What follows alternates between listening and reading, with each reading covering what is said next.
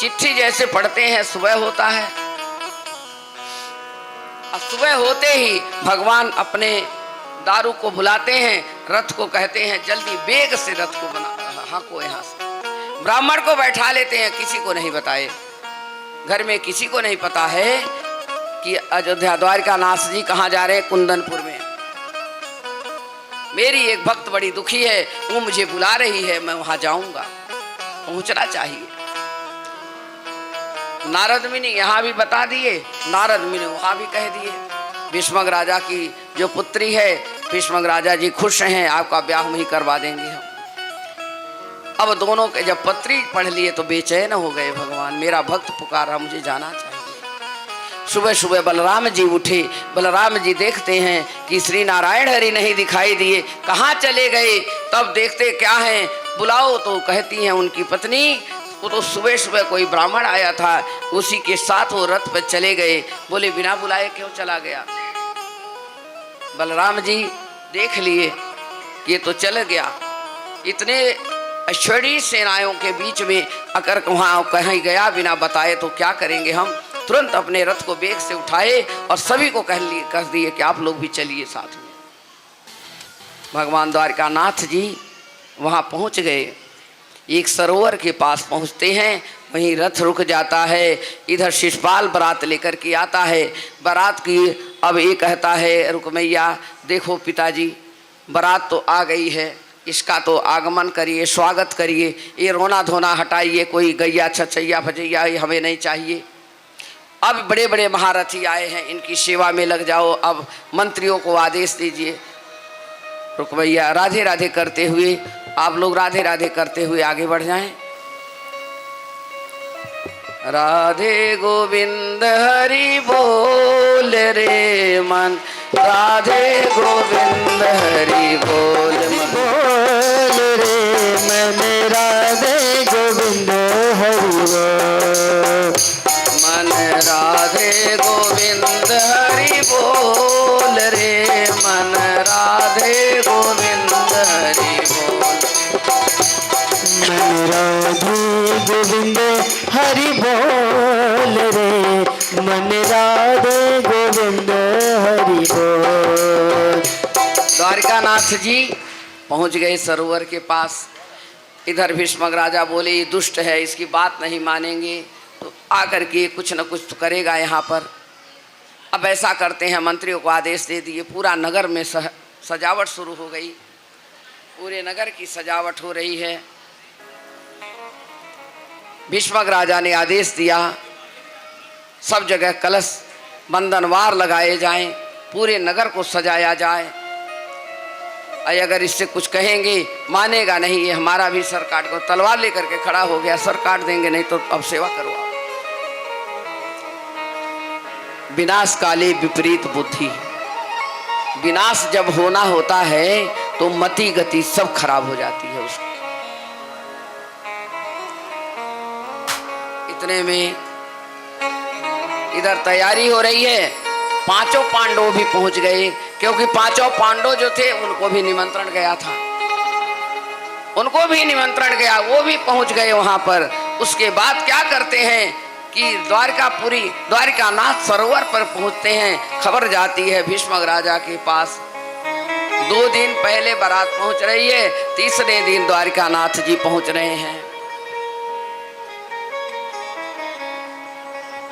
द्वारका नाथ वहाँ पहुँच रहे हैं, इतने में सब लोग सब देखते हैं। शिषपाल को यह हुआ कि रुकमैया कहने लगा कि बारात की भ्रमण कराया जाता है गांव के।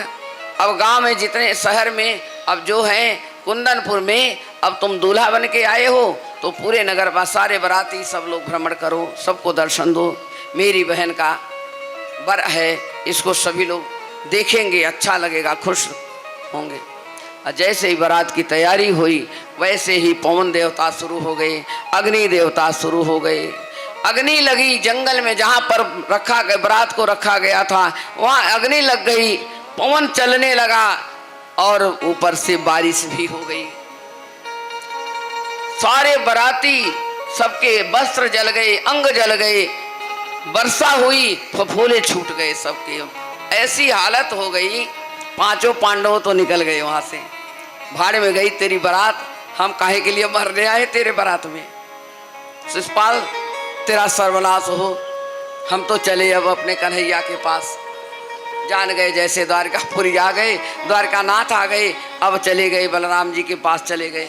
हम तो जा रहे हैं, मैं तेरी बारात में आग लगाऊं, मैं क्यों मरूं। जो अच्छे अच्छे राजा थे, जो धर्म का पालन करने वाले थे, वो कृष्ण के जा करके पास में वहां बैठ गए बारात में। अब क्या कहने, शिषपाल रुक्मैया कहने लगा कि नगर की परिक्रमा करिए। नगर परिक्रमा क्या करेंगे, रातों रात इतनी, महाराजा राजा तो था ही देश का बड़ा, ऑर्डर दे दिया कपड़े सिलो पहनाओ सबको, लेकिन जो अंग में लगा हुआ था फफोले वो कहाँ से ठीक हो जाएंगे। अब जितनी नगरवासी की औरतें थी जो देखें वही यही कहें, जाए ये हमारी रुक्मिणी के लायक है। भीष्मक राजा की बुद्धि खराब हो गई, रुक्मैया बुद्धि खराब हो गई, इसके साथ हम अपने नंद का ब्याह करेंगे। अरे जा, कहां से आ गया ये चित कबरा कबरा सब सारे दिख रहे हैं, ये सब ब्याह करने आए हैं, ये दूल्हा है। भीष्मक राजा को पता लगता है कि भगवान द्वारकानाथ आ गए हैं। भीष्मक जी बहुत खुश होते हैं, सरोवर पर जाते हैं, सरोवर पर जा करके भगवान से मिलते हैं, चरण पकड़ करके रोने लगे, कलेजे में लगा करके कहने लगे, जब घर आपने मेरी इज्जत रख लिया, हमने आपको निमंत्रण नहीं दिया, बिना निमंत्रण का आप हमारे पास आ गए हैं, ये बहुत बड़ी भूल हुई है हमारी। भगवान के पास पहुंचते हैं, दोनों भाई खड़े हो जाते हैं हाथ जोड़ करके, कहने लगे देखो ऐसा है, हमारी कोई गलती नहीं, आपकी कोई गलती नहीं। जब पुत्र बड़ा हो जाता है, कोई कार्य करता है, पिता को दबा देता है, तो पिता को उसी की बात माननी चाहिए। आप चिंता न करें, हम आ गए हैं, मैं यही चाहता हूँ, मेरी पत्नी यही चाहती है, मैं भी यही चाहता हूँ, नहीं तो मेरी पुत्री मर जाएगी तड़प तड़प के। आप ही मेरे जामाता बने, मैं यही हमारे मन की इच्छा पूरी करें। कहते हैं पर आप पिताजी आप बड़े हैं, आप मुझसे माफ़ी क्यों मांगते हैं, आपकी बेटी ने मुझे पुकारा है, मैं अपने भक्त की रक्षा करने आ गया हूँ, आप ही का जमाता मैं बनूंगा, आप चिंता बिल्कुल मत करें। भीष्मक जी कहते हैं इतनी सेनाएं, सहस्त्रों सेना सभी राजा लेकर के आए हैं, आप कैसे उनसे बचेंगे। तब भगवान उनको आश्वासन देते हैं चिंता मत करिए, जो होगा वो हम देख लेंगे।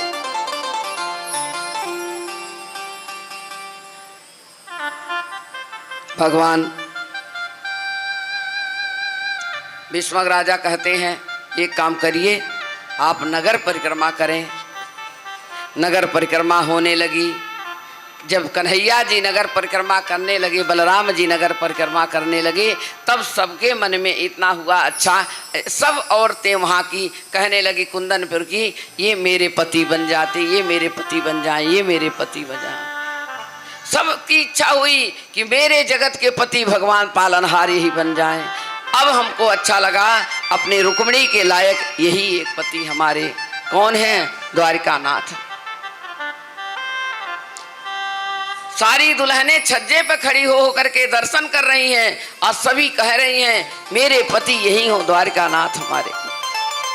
आज मेरी रुक्मैया की जो है, रुक्मिणी की अपने कितना भाग्य है कि ऐसे सुंदर ये हैं हमारे नंदोई बनने लायक, हमारे बहनोई बनने लायक। बड़ा अच्छा लगा सबको। माता जी पत्र में लिखी थी, आप जब आइए तो मैं हमारे यहाँ गौरी पूजन का है, ब्याह में गौरी पूजन लड़कियाँ करने जाती हैं, तो आप एक काम करना कि जब मैं गौरी पूजन करने जाऊंगी सहेलियों के साथ 4 बजे, तो आप वहीं मंदिर पर आ जाना और मेरा हरण कर लेना। अब आजकल कहते हैं लोग, कई बच्चे कहते हैं कि पहले युग में भी ये था, भगवान हरण करके लेके गए थे, भक्त की रक्षा करने आए थे, लेकिन जब सरोवर पर लेकर के गए तुरंत उनके माता पिता को बुलाए, भीष्मक जी को बुला करके कहते हैं आपकी पुत्री आपके हवाले करते हैं हम, आप अपने हाथ से कन्यादान करोगे, हम अपने आप आपको पुत्री को नहीं। नहीं राधे राधे राधे। इतने में भगवान बोलिए। वहां जाती हैं गौरी पूजन के लिए। 10,000 सेना गौरी पूजन के लिए चली है, 10,000। और रुकमैया कह दिया शिषपाल से, मेरी बहन अगर कुछ भी, ये छाछ का जो पियोया है ना, ये बड़ा मायावी है, ये कुछ भी कर सकता है, तो आप एक काम करना, सारी सेनाओं को सबको लगा दो। गौरी पूजन का हमारे यहाँ रिवाज है, मेरी बहन पूजन कहीं ऐसा ना हो चुरा के लेकर चला जाए। मन में थी उसकी, अगर वो लेकर के चला गया, मैं दुनिया में नहीं रहूंगा, इस राज को छोड़ करके मैं किसी दूसरे राज में चला जाऊंगा। अब रुकमैया ने आदेश दिया, आप चिंता मत करो, मैं अपने दुल्हन का रक्षा करूंगा। दुल्हन की रक्षा करने के लिए इतने सहस्त्रों सेना लगा दिए। माता लक्ष्मी जा रही हैं, इतनी सुंदर दिव्य सुंदरता, सहस्त्रों सूर्य के समान किरणें चमक रही हैं, चंद्रानन चमक रहा है, चेहरा चमक रहा है, सूर्य की रोशनी। जितने थे सारे, जितने देखे सेनापति, सेना मंत्री, जितने लगाया हुआ था, सहस्त्रों जितने राजा थे, सब देख करके मूर्छा आ गई। हैं, ऐसी राजकुमारी पहली बार देखा हमने। माता भगवती सहेलियों के साथ जा रही हैं और भीष्मक की पत्नी कहती है, संभल के जाना वे पुत्री। सब बेहोश हो गए,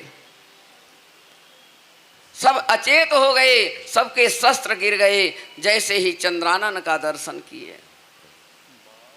माता जाती हैं, पुष्पहार पहनाती हैं, भगवती का 16 श्रृंगार करती हैं, गौरी माता की श्रृंगार करके कहती हैं, आज तो मैंने उनको समय दिया है, कहीं होंगे तो आज मेरे प्रभु मेरा हाथ थामने जरूर आएंगे। सारी सहेलियां कहती हैं, अरे रुक्मिणी पूजा हो गया, अब चलो आप। माता कहने लगी, देखो ऐसा है, अभी भगवती का पूजन है, बाकी है।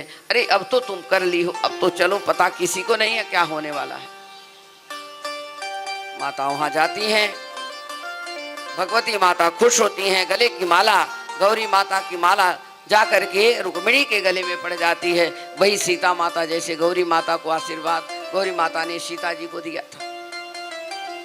2 बार 3 बार पीछे मुड़ के देखती हैं, कहती मैं बड़ी दुर्भाग्य हूँ, बड़ी अभागन हूँ कि मेरा हाथ मेरे प्रभु मुझे नहीं ले रहे हैं, बड़ा बड़ा अपराध हुआ मेरे जीवन में, इतनी अभागन हूँ मैं।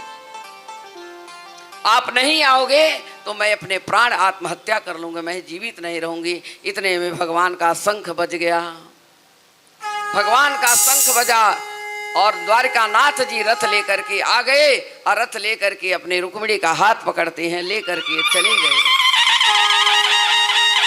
जैसे ही रथ से भगवान निकले, रथ से भगवान रुक्मिणी का हरण करके जा रहे हैं।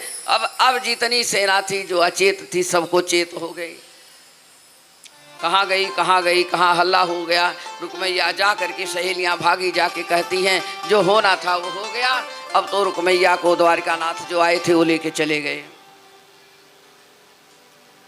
पूरा शोर मच गया। रुक्मैया कहने लगा, इतने सहस्त्रों ऐश्वर्य सेना लेकर के तुम आए थे और हमारी बहन को नहीं बचा पाए, जाओ, तुम कुछ नहीं कर सकते, मैं ही कुछ करता हूं।